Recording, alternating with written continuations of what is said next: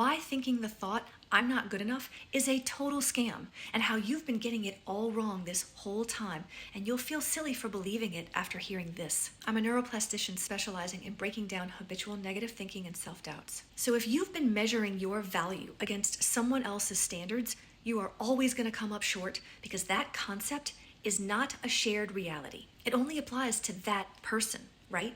To their preferences and beliefs, to an external source outside of your control. And when you think about it, the people who made you feel not enough were operating from their own distortions, fears, insecurities, and projections. So the question becomes, why would you want someone else and all of their flaws, emotional problems, and misguided beliefs deciding what your worth is? They're entirely unqualified for the job.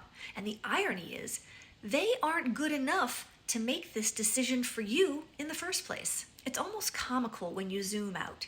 Would you allow an unqualified doctor to perform your surgery, or an unqualified accountant to do your taxes? Your worth isn't measurable.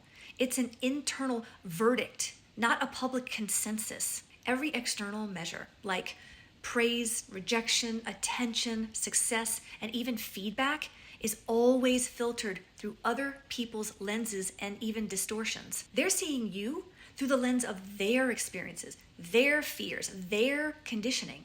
So when you let someone define your worth, you're essentially saying, "I trust your unresolved patterns more than my own understanding of myself." But the reality is, only you have access to the full data set of who you are, right? Your intentions, your growth, your effort, your inner world.